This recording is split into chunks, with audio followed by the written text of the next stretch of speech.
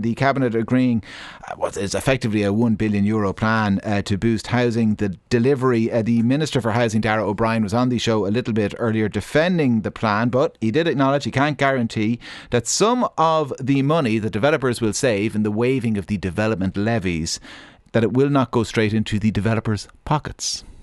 So I've got to make a choice between seeing things being built or not. And if this tips the balance between marginal developments that may not have happened and now will happen by increasing supply right across the country, I think that is a good thing. And this will apply as well to people who are building their own home. And I know from talking to people who build their own home, the costs associated with that, and that is a real saving for those people. So in other words, if a developer pockets this as extra profit, well, that's not ideal, but it's the lesser of two evils if, as a consequence of these, he's building more units. I don't expect that to be the case in the main, Kieran, to be honest with you. Okay, so great faith in property developers and builders. From Darragh O'Brien, the Minister for Housing. Conor Skehan is a Sunday Independent columnist. Conor, do you have the same faith? He's an honest man. It was an honest question. I think at the end of the day, all of these things are more likely than not to end up in the bottom line of the developer. And what we are doing is, as you said earlier, and has been said by others today, we're giving money directly to developers, cutting out the middleman. And I think that there are far better ways of spending money. But I think it's the thin end of the wedge of a much bigger problem that has ruined Ireland before, of which more later. Okay, so let's talk about, before we get to the bigger problems that we need to be solving on this, the Minister's defence is that, and he acknowledged, look, they will put it in their pockets, some of them, but if it means that they build more houses in the long run, well, doesn't the end justify the means? I have to confess, I heard the article earlier, and the most worrying thing he was saying, and again, no disrespect, the Minister is doing his best, but the most worrying thing was the sense of you can never have enough housing. We've ruined our country once with that attitude. The other thing is that money has to come from somewhere. Those wires and pipes have to be paid for.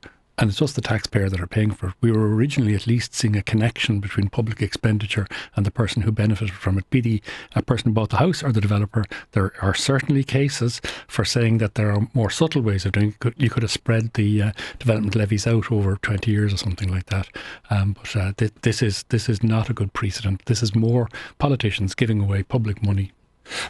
I mean, the other question that I was putting to him, I'm not quite sure I got an entirely clear answer, and again, no disrespect to the Minister, was whether there's evidence that we need to do anything on this front, because while commencement notices, there was a worrying trend towards the end of last year, there was a dip in them, they upticked again early this year. January was a record month for commencement notices. Yep. I mean, which would fly in the face of the argument that, we desperately need to do something with these developers to prompt them to get going. I thought that was a point you made very well, and the Minister, with all due respect again, didn't have a straight answer to it. And this is an incredibly important thing in housing markets. Housing markets are always teetering on an edge of oversupply and undersupply. And when it starts to go into oversupply, it's a runaway train.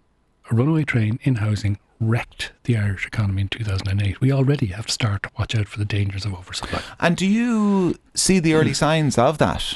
I certainly see the attitudes of it, yeah. Which is, without any doubt, the Irish housing market was overstimulated prior to 2006, 2008, and that's what caused this problem. So when you mentioned, though, a few minutes earlier that there are bigger problems that we need to be dealing with, what are those bigger problems? Well, I heard the introduction that you made before this piece, and you were talking about Celtic Tiger 2. Celtic Tiger 1 was caused by exactly that, by an oversupply of housing. In 2007, I think it was, we built close on 100,000 houses in a year in this country. And once you get to those figures, the supply overshoots demand. Housing is really complex because it's about 2 or 3 years between the famous spade going into the ground and the house coming out of it.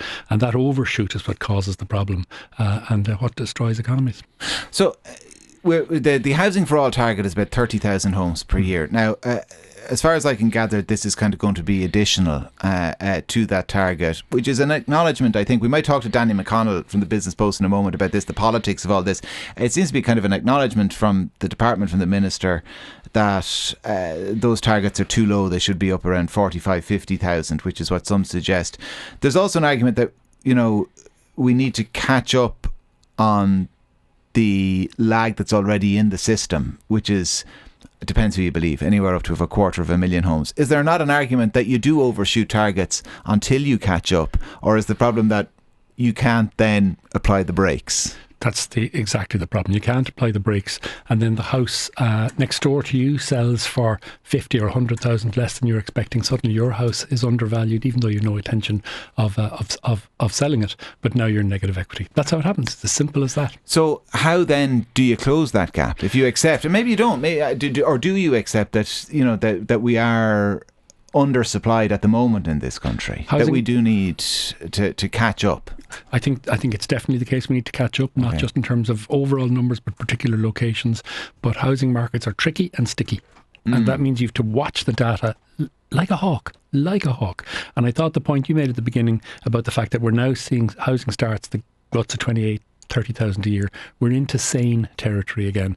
There will be, and in your show you need to watch out for people telling you, 35, 40, 45,000, 50, 55,000. Do I hear 60,000, 65,000 to the CIF at the back of the room, And that's how it all falls apart. And we are better then to just stick with targets at the lower end of the range, because you're more likely then, as you say, to maintain that kind of balancing act successfully, and then when you do catch up, you're not going to suddenly find yourself in an overheated, oversupplied market. Yeah, I mean, we have to be careful about using the word targets, right? Yeah. All the government can do, as the Minister was crank about, they can incentivise, they can activate things, but the government don't build houses. The private sector build houses, and that's just the way that works in our particular type of economy. So what we need to do is watch those figures very carefully and for God's sake, be honest with ourselves. And what do you say, though, to people who are chiefly concerned, as they should be, with the human cost of it all, and they think, hold on, this all sounds fine from a kind of very cold economic point of view, as Conor describes it, but if you're saying that we're not going to have a kind of a functioning and well-balanced housing market for several years because of the danger of overheating, that means several more years of people in emergency accommodation, people graduating from college and having nowhere to go, moving back with the parents. Yeah, well, as I always say to people, the biggest thing I learned about housing is emotional. No matter what you say, it's going to be emotional, and I've been accused of being too cold in the past. I put my hand up and I agree to that. But there are still people in this country in negative equity since 2006. That's a long time for those people to have suffered. And those very parents who today are saying, my child can't get into the housing market today, are the very people who will be absolutely upset if they're told tomorrow morning their house, not their children's house, their house is worth 10, 15 or 20% less because of an overshoot. To what extent are we in the grip of an Irish problem or a global problem? I keep trying to get people's attention to the fact this is a global problem. Anybody who's got a computer, tap in the word global housing crisis, and you'll see that I get killed for this, and I hope it's not contagious and you don't get killed for it. But on international tables of housing to income ratios, of prices, of price increases, Ireland is way down the world rankings, if you want to call it. They're not good rankings. These are the World Bank, the International Monetary Fund, and all of them show that, yes, we have an issue in Ireland, but we're the same as the rest of the world. And there are people who are 5 times worse than us. Go off over to places like Canada or Sweden. And when you say worse than us, you mean in terms of the affordability of housing relative to income? Everything, affordability, house price increase, absolute house prices, and to look at those and to see even huge complex countries like Germany, they're really suffering from it. I go over to see my daughter on Thursday and she can't get an apartment for love nor money. And are the factors that are causing it the same in all of these countries? There must be peculiarities, but broadly speaking? Broadly speaking, the whole thing comes from a very low interest rate, a protracted period of very low interest rate that caused people who had money they wanted to invest to look for something better, and they were driven into the housing market, and then people who were building houses were tempted to build houses for the high end of the market like that, and that soaked up the capacity, yes. What about those investors now? What is the attitude likely to be of investors looking at announcements like today, kind of further tinkering with the rules and regulations in this country? You're leading me on here now. Spoon feeding. Here comes the airplane. It is tinkering with the rules about everything from subsidies through to rent that's causing a lot of the harm. The big thing with housing is just to leave it alone. Way back when Owen Murphy used to be the minister, I said to him, Minister, just whatever you do nothing. Just do nothing and do it for about 3 to 5 years and announce that's what you're going to do. And that's what the market really needs, is stability and certainty.